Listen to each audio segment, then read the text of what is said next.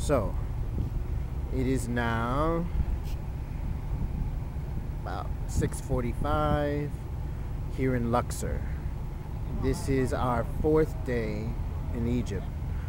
We first landed in Cairo and went to the White Desert and camped out in the White Desert after we took a tour through the Sahara. So, it was beautiful. And then after that, we went to Cairo and stayed at the Meridian, which is the oldest hotel in Cairo. And we saw the Great Pyramids and did the light show. By the way, I'm filming the Nile River, so I'm on the Nile.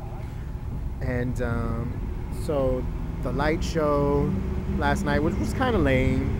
You know, it was just like a old British white man telling the story of the 3 pharaohs. So each pyramid represents a king: the grandfather, the father, and the grandson. And saw the Sphinx, and it was nice. And then we took a plane this morning south to Luxor and went to 2 temples.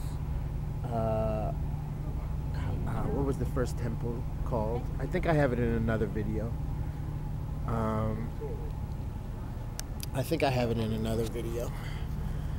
But this, and then we went to Luxor temple but the first temple, oh man, the first temple was amazing.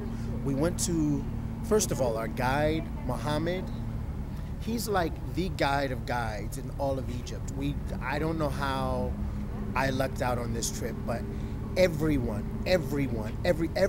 person that we pass and sees Muhammad, all the guides pay homage to him because he's like the guy. He's an Egyptologist. He's been like sought after all around the world to teach at universities, and now he's like, no, I want to be in my homeland doing this work.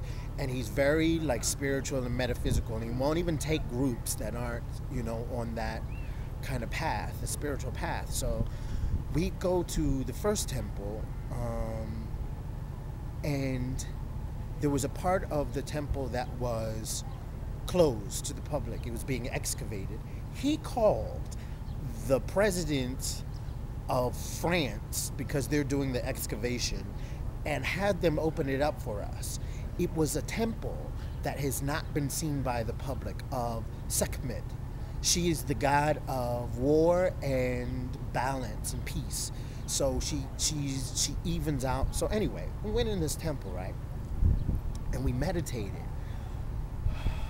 When I tell you I left a whole bunch of crap behind me today,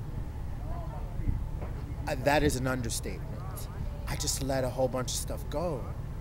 We meditated, and I could feel the energy flowing through, because we were holding hands through the circle.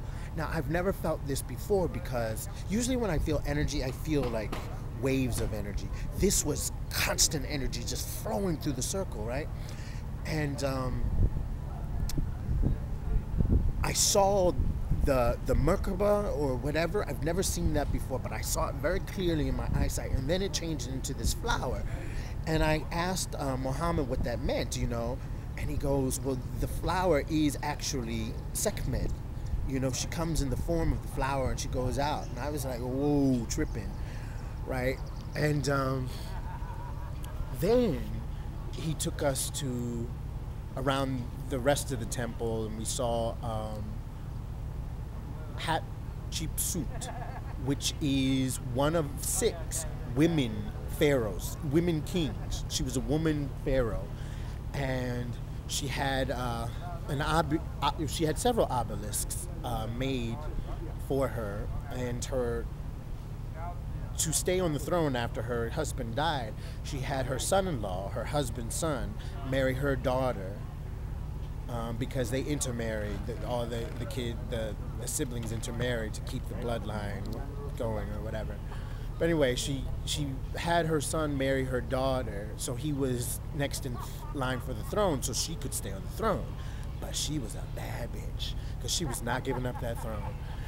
and she ruled for 17 years. And we saw her obelisk, and her son, her son-in-law, eventually had to overthrow her, as the story goes, because she was not giving up the throne, even after she promised that she would. But so we went there and we saw the rest of the temple, and then we stopped at this quartz crystal rock, and I laid my hands on that rock.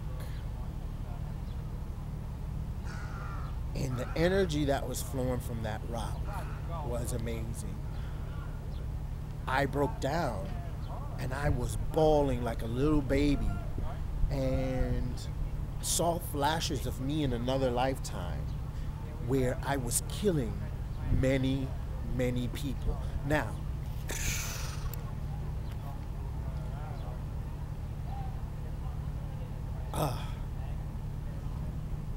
when people see me in my everyday life, they often talk about me holding stuff, you know. And they're like, you know, you need to let some stuff go. But when people tell me that, I'm like, well, I don't know what that means. Today, I found out what that meant. And I was actually holding that stuff in my body from a previous lifetime. And I let it go today. Huge. I breathe so much easier. It is just amazing. This trip, let me tell you, I don't know what I did to deserve this, but I'm glad I'm here. That's day 4. See you in the States.